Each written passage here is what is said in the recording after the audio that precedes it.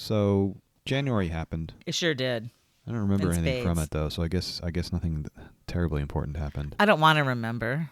Elon continues to be a trash pail when it comes to Twitter, but I finally came to the realization that Twitter is no longer a social media platform. What is it? It's just a plaything of a rich guy. It's just Elon's plaything now.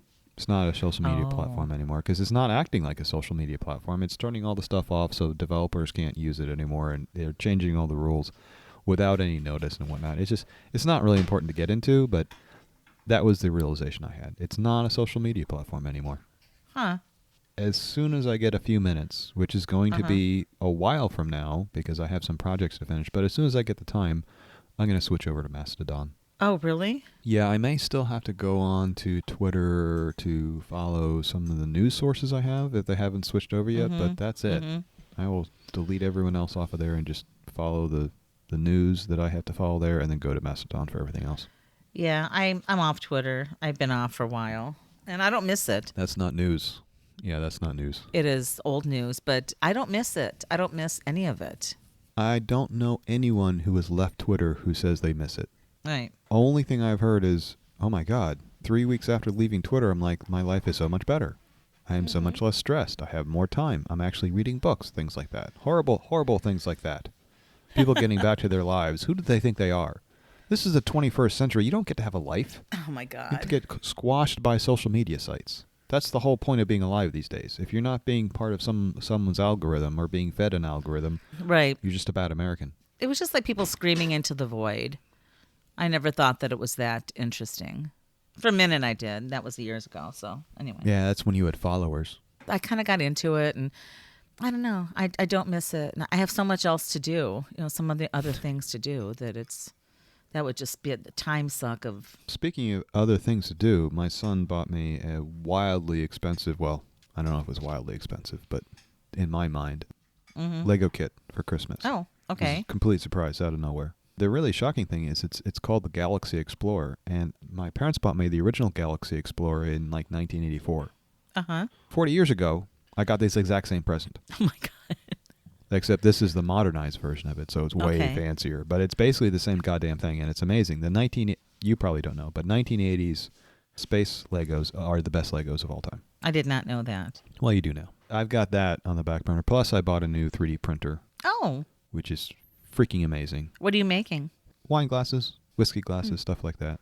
So the same old, same old. I see. Bamboo Labs P1P, so it's the cheap one. So this is funny. Oh gosh, I'll have to send you pictures of this, but Okay. Bamboo Labs is a new company, and they're making basically a disruptive printer. It's disrupting the entire space because it prints better than a $5,000 printer, and I bought mine for $700. But I bought the stripped down one. So they've got a really nice fancy one. It looks absolutely beautiful. It looks like something you would see at an Apple store. It literally looks like you took a Mac Mini, which is, their really small desktop unit, and just extruded it up, because it's an aluminum box with rounded corners and a glass front and a glass top. Wow. Except I didn't get that one version. That's the upgraded version. That's the nice one. That's the X1. Wow. And so what does it make it out of? I don't really understand 3D printers. Oh, yeah. Well, there are a lot of different ones, but I have the simple one, FDM. Okay. And the FDM printers are basically very fancy hot glue guns. So you know how a hot glue gun works, right? Right. All right. So imagine it takes plastic, and it heats up the plastic, and then it squirts it out a metal nozzle. Okay. So the difference here between just you destroying your household and your mannequins with a hot glue gun is that in a 3D printer, it's controlled on an XYZ axis. Okay. Very, very precisely. So it squirts out one layer, and then it goes up a little bit, and then it squirts out another layer, and layer by layer, it can print whatever you want it to print. So you put in the dimensions, like you'd have to program it somehow. How would you do Correct. like a face, like if you're going to do a mask or something? All right, well, a quick walkthrough. If I wanted to print out your face, I don't know why I would want to do that, but just assume I needed pretend. to have a Just 3D pretend. version of you here at any given time. Right. I could actually use a 3D scanner on your face to get the geometry. Oh, I see. Okay. Or you can even use your phone now to do that, because Really? especially that you have the fancy iPhone has a LiDAR detector on the front of it. So for this Oh, it front-facing, does? it is there for face unlock, Oh, I don't use but that. it is literally scanning the three-dimensional surface of your face. So there are apps you can get that you can use it and like move it around your face, and it will generate a 3D model of your face. Because I thought that would be kind of fun. It'd be kind of fun to do some sculptures like that. Well, that's essentially what you're guess so. doing. I don't know. Well, I'm using it for work purposes. Right. I do work for the glass company, so I'm designing and printing out prototypes, and it's it's really fast for that. It's a pretty good usage case. Nice. It's a fancy hot glue gun, and it's smaller, obviously. Oh, wow. Yeah, I just never understood. I thought that they made it out of paper or something. I Oh never no, really got. well, there is one that's made out of paper. Actually, there are a couple. Okay. There's another one Okay. called LOM. I don't know if this is still a thing. The work I used to work for had an LOM. It was a big ass machine. It was like Yeah, a they were 24 huge, right? 2 foot by 4 foot print bed, which is really huge. Mm-hmm. My current work bed is 10 inches by 10 inches by 10 inches. So Oh, it's the cube. okay. I can't print anything bigger than that. Okay. The paper is on a roll. The bottom of the paper has hot glue embedded in it, so you lay the paper over the printing bed. Mm-hmm. Then you have a heating element that comes over it, and that activates the glue. It glues it down to the heating bed, and then you use a laser, a very precisely tuned laser that just cuts that layer of paper. Oh, wow. And then you layer another piece of paper over it with that same glue on it, and use the heating element to glue it down to the layer below it, and use another laser to cut out that layer. So little by little. Wow. Of course, at the end, you get a solid block of paper, and you have to kind of pull it apart. But that's pretty boring. I'll probably cut that out. Okay. There are all kinds of different ways to have 3D printers. Oh, I'll have to look into those. Not that I need one. The FDM is the simplest one, and the one you can literally buy one for $150. So back to my Bamboo P1P. The thing of note is that, as I was explaining, it's a beautiful machine, but not mine. I got the cheap one. The beautiful one literally looks like an Apple product with aluminum sides and glass tops and whatnot. And how much are those? $1,000 for the X1. The X1 Carbon is, I think, it's maybe $1,500. But you take that beautiful machine and then you leave it on the streets of Detroit overnight, and that's what mine looks like, because basically they stripped all the nice sheeting off it, and it looks like the insides of a computer. Oh, I see. It's just the raw guts just hanging out all over the place. But hey, if it works. Well, it's cheaper too. Yeah, and it's it does cheaper. work. Yeah, it was fine. Yeah. So I was okay with Well, that. good. So the other thing, What? my brother-in-law stopped by from Durango. He went paragliding. Do you know what paragliding is? Yeah. Is that insane? Yeah, I wouldn't do it.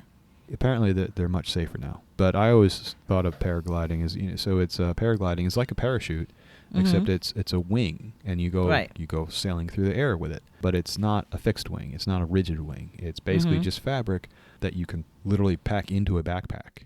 You take it out of the backpack and you lay it out, and then you let the wind expand it and fill it up, and then it blows you off the cliff, and you fly around off the cliff.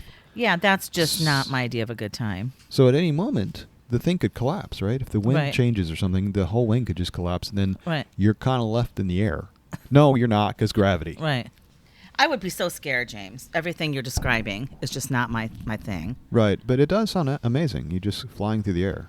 But why doesn't it collapse again? And some people have little harnesses so they can take their dogs with them.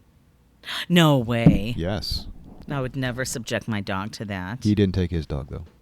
No, I wouldn't. He had his dog with him, but he didn't fly with it. So apparently, the old ones could collapse, but the new ones are designed a little bit differently so that if the wind changes or they lose, you just don't have a wind anymore. Right. They're designed to turn into parachutes. Oh, that's safer. Doesn't that's that sound safer. nice? It's like you're in an aircraft that is made out of fabric, and then if something goes wrong, it's automatically a parachute. Fantastic. I like that idea. I might do that. No, I wouldn't ever do that. I know, it still seems like, can you imagine being a few hundred feet off the ground just floating No. around? Man, that No. sounds crazy. Sounds amazing, but crazy. Yeah, so he Or like used jumping to do off a this. cliff. I didn't realize this, but he used to do this before he was married, and apparently his wife told him he couldn't do that anymore when they had a I kid. don't blame her. When they had a kid. I don't The kid blame is her. now in college, though, so he's like, yeah, I think it's time to do that again. It's time to jump off a building. Yeah. I Okay. think they walk off. Oh, I think okay. they slowly walk off the edge of a cliff into the great unknown. Literally, if everything went wrong. He was doing that in California. He was seeing his daughter, who's in college in California, and he was on his way back, and he decided to stop here in Phoenix, which is nice. It's always nice to see him. That's nice. But he's got this beautiful RV, this beautiful rig. It's old, but it's beautiful. And he was backing into our driveway because he was going to stay overnight, and he kind of smashed into the house. Did you hurt the house? A little bit. Smashed one of the eaves. The little house. Actually, I was more worried about his camper because it's a beautiful fiberglass shell. I didn't get a good look at it. I don't think the shell was cracked, but I hope not, Because it would probably be more expensive to repair more troublesome to repair his camper than the house. Than the house, right? Interesting. Oh my gosh. The poor little house got smushed. I thought it would be easier just to bill him for a new house. I think that'd be good. Have you had your coffee today? Oh, yeah. Oh, yeah, we have topics. Shit, why am I going on about myself? I don't know. I wasn't completely convinced with this information you sent me about the coffee pods. It's on the BBC. It's got to be true. Because you're a Keurig user, right? Not Yes. an espresso. Okay. Oh, I would have an espresso if I could, but those are expensive. Are they? Plus, having I two don't know coffee anything about machines, having two coffee machines seems a little bit. Over the top. Yeah. Yeah. No, I just have a coffee pot and a grinder for the beans. I do it the old Oh, fashioned you're way. ruining the earth, Catherine. You're literally I'm killing ruining the the earth. Yeah. So You might as well go drive in an SUV. Oh, you already do. I do. Are you trying to kill the earth? At this point, does it matter what one person What? does? Of course, everything adds up. That's a horrible thing to say. Of course, I'm not trying to kill the earth. I do everything in my power, but I'm not giving up my coffee beans. Wow. So you're doing everything in your power except for changing the way you drive and drink coffee. This situation we're talking about, it just says the premise of the article is that when it comes to making coffee, the little capsules or the pods have a reputation for being environmentally unfriendly because they're hard to recycle. And I still believe that's true because at the end... That is absolutely true, yes. But like the premise of the article, they really looked at the agricultural elements and everything that it takes to go into. I think that was where the focus was. Because they said that the agricultural phase was the most polluting phase of this whole life cycle of the coffee. What we're talking about is the carbon footprint of a cup of coffee. The carbon footprint of a cup of coffee. Mm-hmm. As it turns out, the Keurig cup, the plastic cups, the little plastic cups that makes one or two cups of coffee or tea, is one of the most environmentally friendly things you can do for coffee, which is the exact opposite of what the Germans back in 2016 actually started banning them from their government buildings. And I actually remember hearing about that, and I was glad.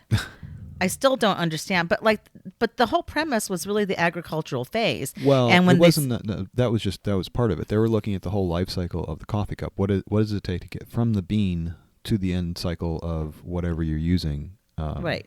How much energy does it use? And the Keurig, the K cups or the pods, as they say, because it's not just Keurig, but it's the pods. The pods. And the soluble coffee, or otherwise known as freeze dried coffee. Those are instant by coffee. far much more green. Use much less energy in their overall cycle than any of the other. Well, the other two being traditional filter coffee, drip coffee, and French press. I do French press. Oh, every time you press down on it, you're just killing the planet. But it has to do with the amount of coffee. And that's where I think there was a flaw in the argument because they really didn't. How I read it, and I could have misread it, but it was from the agricultural phase forward. And they talked a lot about, like people overuse coffee. They put too much in their coffee pots. They put too much in their French presses.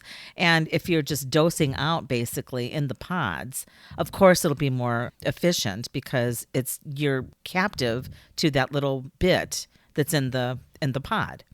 And same with, if it's already freeze dried, you're just mixing it with water. You're not doing anything else. And it's pretty much, any more will get bitter coffee. I mean, I think instant coffee is heinous by any regard. But so I thought they kind of missed the boat. And then the end, I don't see how they missed the boat, though. Yeah, they missed the boat because of the recycle. Just at the end, they threw a bone and said they suggested using reusable pods. And so I think the reusable pod, at that point, I agree with their argument. But to continue producing things that are not necessarily even recyclable, I don't see how that is not leaving a footprint. Oh, it does. Because they didn't take into... They do. I didn't see it. Landfill is part of the account for it, and all of them have landfill. And the funny thing is that the difference in landfill impact is negligible. Apparently, because you have to use more coffee to make a French press. Plus you have I guess you don't have the filter in that, but so French press has more coffee. They wind up with almost the same footprint in the landfill as a pod does. Now, granted, it's going to break down. It's actually good for the soil. Well, that's what I was thinking because I do, if you compost, I throw the coffee. Oh, you got to be careful with composting because it is. But I don't compost to use. I just compost in just little things. But I typically throw my coffee like outside. I don't really throw it. and I dig this little hole, and it What seems to are you make dirt. doing? I don't Seems do to anything. make dirt. It seems to You make are dirt. crazy. Well, you got to be careful of that because it is so heavily concentrated with nitrates that it will destroy anything. If you put too much in it, it will basically. That's good because I'm trying to kill the weeds in the bath. Okay. And So- in a few years you can probably just scoop up some of your dirt and filter it and have some coffee. No, it doesn't break down. Maybe I'll stop Oh, doing it breaks that. down. I'm just saying. But anyway, yeah, have to I be still careful. think like the little cups, that still bothers me. Yeah, but the thing is, the landfills doesn't really have much of an impact on the environment. Okay. Because as long as it's sequestered, and it's sequestered, that's the whole point of a landfill. It's just burying it and sequestering it. Okay. But even so, the amount that goes into the landfill is negligible because of the waste. It's really surprising, but once you actually do the scientific research and look at things, you get surprising results. Like plastic bags at the grocery store are better than paper bags because they take up much less energy, so much less energy to use to make. Do you recycle them like at Sprouts and go put them into little containers Well, I when don't they take use them them back? anymore because I bring my own bags. Yeah, I sometimes forget to bring my own bags. So I do have a small collection of those. And I typically take them back and recycle them. We used to do that, but we just don't have enough to recycle anymore because we only Right. get a handful once in a while if we forget or need an extra bag or Yeah, something. it takes a while.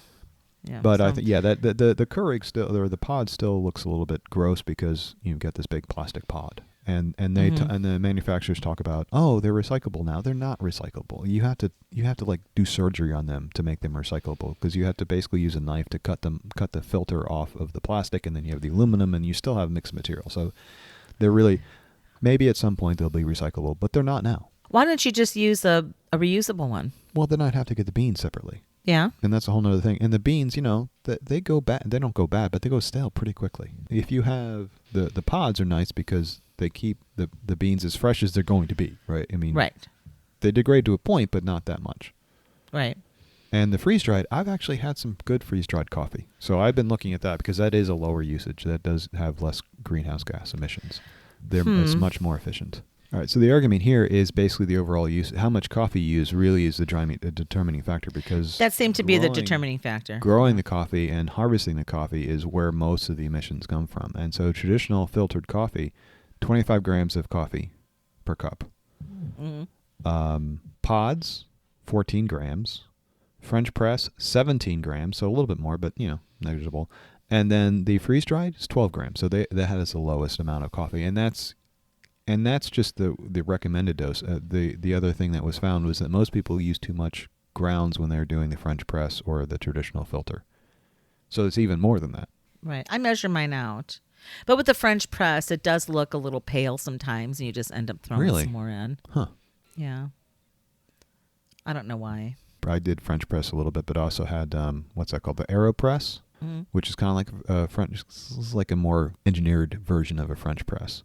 And I found that, the beans, I would waste beans because sometimes they would go stale and I'd have to get new ones, or it was just much more of a hassle. And it seems like there was a lot more wastage. And I went back, I used it for a couple of years, and then I put it in a cupboard for a couple of years, and I went back to use it last year, I think sometime. So Right. I pulled it out, and it's all, the AeroPress is plastic, and it's got a rubber seal plunger on its plunger. And I discovered the thing had just completely broken down and was unusable. Oh, no. Yeah, it was like literally the rubber seal gasket. It had this oil slick on it.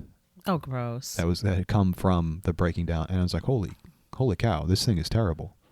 Right. Ew. Yeah, my Keurig, I have not had to replace it. I've had it for years. And the French press is the same way. The French press is glass and stainless steel, so that thing will last forever as long as you don't drop it. Right. And I have done that. Or back into someone's house. Yeah. One time it bounced. One time it didn't. So as it turns out, I am the most environmentally friendly person in the world because I use K-cups. And the Germans, I just want to point out, the Germans really get things screwed up sometimes. Banning these things which are actually good for the, or not good for the environment, but have a lower impact than most other forms of coffee. At the same time, they were turning off all their nuclear reactors, which also... They were. And so now they had to turn on their coal, go back to coal. That sounds good. That sounds horrible. I'm a little worried about the Germans. So can they now use K-cups, or or pods probably or not. whatever? It's probably, well, they probably have to reverse the law. They have to repeal the law. Oh God! And you know how that goes. And then there was this guy, was it John Sylvan, who invented the K-Cup years ago. He says, I feel bad that sometimes that I ever did it. He's like, well, maybe you should feel better now. As it turns out, you're doing good. I'm still not totally convinced. I don't know, what more convincing do you need? This is science. It's science focused on agriculture. So? I don't know. There goes my dog. Don't bark. No, the other minor details was it wasn't just the agricultural. The other overusage is in how much water you use and how much energy you use to heat that water. So it's also very common to use too much water, and if you use too much water, you need to heat it more than you would have to for a K-Cup. Right. K-Cup is very precise. It only heats the exact amount of water it needs for that cup. So there's no wastage of energy or water in that case, whereas some of the other methods, you wind up heating way too much water, which takes a lot of energy in itself, and you also are wasting the water. Oh, boy. So, again, I'm the best. Okay, you win. Without even knowing it, I'm always the best. I just think the small plastic or aluminum pods, I don't know. No, I get it. They certainly don't look to be good, right? I mean, it seems like a lot of waste there. And they're wasteful, but in the end... I still think you should de-coffee them and rinse them out. That's even more effort. Water. See, I don't even know what they look like. I think I've only used them, like if you go to like an auto dealer. I think Sherwin-Williams had a K-Cup thing. That's the only time I've ever had that kind of coffee. Some actually are claim to be recycled, like Nespresso, as you mentioned earlier. Actually, you can send the pods back to Nespresso. I would. So coffee, maybe we should just stop drinking it. Well, that was a suggestion that you should drink less, and that they talked about that in the article. Yeah, it's a stupid idea. Yeah, that is a stupid idea. I couldn't do that. They sell a lot of instant coffee at Soul Market. Maybe I'll buy some. Like I said, I got some for camping, and it turned out to be pretty good. Okay, I'm going to try it. I shouldn't. It's been a long time, and it just was off-putting, but maybe it isn't anymore. So maybe I'll try some. Do you have an electric kettle? I do. Well, there you go. That's a pretty good way to heat up water, generally speaking. You don't have to heat it very much. I know. I also have a gas stove. Do you? DeSantis has rescinded sales tax on gas stoves. Why? Because that's part of the culture war now. Didn't you hear? I heard about it, and I just, I've always been worried about gas. And I'll tell you something. When I had this house rewired, and all the walls were, open, and I talked to the contractor, and I'm like, can you just install, like, everywhere there's a gas thing, could you wire it for electrical, just in case? I thought for resale. And so this house is totally nimble. So everywhere there's a gas element, the heater, the dryer, the water heater, and the stove are ready to go. Fascinating. No, Fascinating, I know. I don't know. It was the FDA, one of the national association, national bureaus, came out with guidelines recently saying you shouldn't use gas stoves. Right, I saw that. Because they cause asthma. And the Republicans went off their rocker on this. They thought this was an assault on, I don't know, I guess conservative, traditional American values for some reason. Anything that makes sense, they'll just take the opposite stance. So it doesn't matter what it is. That's my thought. But DeSantis's comeback was to increase the sales of gas, or encourage people to buy gas stoves in Florida. Now, apparently, Floridians have some of the lowest usage of gas stoves in the country. Like 6 or 7% of them use it. So, like, no one in Florida is actually using it, except guess who? DeSantis? Well, no, but his buddies. Only rich people in Florida have gas stoves. Like if you're going to buy really? a $2 million condo, they all have gas stoves because it's sexier. So they have gas stoves. So you can save a few $100 on taxes on your several $1,000 gas stove on your $2 million condo in Florida. So this is really saving the common working man who's trying to save up for his $2 million condo. That's just ridiculous. Well, I love our stove, and it's like a professional grade, of course, but I wouldn't replace it with gas. I was looking at the Induction. What is it? Inductive, yeah. Yeah, that stuff that's like magic. Why would you bother with gas? The inductive stoves are like magic. And like they don't get hot, and they're run on like magnets or something. Yeah. So, I'm just like, It's all yeah, magnets, if I ever Catherine. do. It's all magnets. It's all magnets. It's all magnets? And then what happens with the I magnets? don't know. It's inductive. I don't know how it works. It's just magic. It's magic. So I was looking at that, but those are expensive too. I don't it's all care. Expensive. That's if I replace my stove, I don't care how much it would cost. I would get an inductive stove. That's what I'm doing. Yeah, so much better. If and when. Mm-hmm. Yeah, I never cooked well on electric stoves. I burned a lot of stuff. I don't know why. I think I just was used to the job. I grew up cooking on gas, and we've always had gas. Well, But if you want to cook over an open flame, you can just go in the backyard and burn some stuff. Like, Exactly. I'll tell you what, I'll keep all my K-cups, and you can burn those. Oh my Those would God. burn nice. Yeah, and like the air pollution. Whatever. Jesus. Yeah. Well, you're It's just reusing a dying it. planet. It's a dying planet anyway, right? That's terrible. Anything else going on? You know who Malik Efegbah is? Oh, yeah, he's a Nigerian AI artist. You just looked at your notes, didn't you? Of course I did. You cheater. This is not an open book test. I'm too old for that nonsense. All the kids have the open book test now. I don't even know why they bother. Do they even learn? Who knows? Probably not. They're probably learning all kinds of nonsense. Like E equals MC squared. That doesn't make any sense. Yeah, what kind of doorknob decided that? Doorknob. Anyway. Good old Malik. He's a Nigerian photographer, filmmaker. Uh-huh. And he put together a show for elderly Nigerians in beautiful clothes. Yeah, fashion show for seniors. I thought it was fantastic. I thought it was amazing. Really put a different spin on all kinds of things. The fashion show for old black people is not exactly what you think of when you think of fashion shows. You think of underfed young females. Right. Mostly white. Mm-hmm. Or white-ish. So this really stood out. And what stood out even more was how quickly he was able to bring that show together. Yes. Like 30 seconds? Maybe 40 seconds? I don't know. They say he used 3 different image generators. Yes, that's what we're saying. He didn't actually put the show together. He just created the images of what the show would look like by using Right. AI image generators. Masterfully, I would say. There's amazing images. Right, because oftentimes, like the hands of the AI creations, I was checking out the fingers. They Leave were the there. hands alone. Come on, man. But you know what I'm saying. I do. And I like that he kind of created his own world, like 250,000 years in the past or something. Right. Did you read all that? That was a separate thing, but this Yeah. they're both the same in that they're creating like alternate realities. Yes. And it was so creative and so new and different to see. I really enjoyed that. I really enjoyed it too. It's definitely worth looking at. We'll have a link in the show notes, and it's the Fashion Show for Seniors by Malik Efegbah. So, obviously, one of the criticisms of this show, quote from the article, "One obvious objection is that there are real elderly people and real fashion designers who could have been photographed in the real world." Exactly, yes. Right, because there would have been so much funding for old people in clothes. That's the whole point, though, is this project never would have happened in the real world in that way. Right, and I loved his comment. He's like, I've never seen a fashion show for elderly people, but they exist, so why not? I just love that. Well, the fashion, too, it really spun everything. You saw did. whole new types of fashion, whole new types of shows. And it just wouldn't exist without AI. I know. They touched on the creative controversies, but, if people can put out work like that, I think it's worth it. It really does expand your horizons and expands the creativity.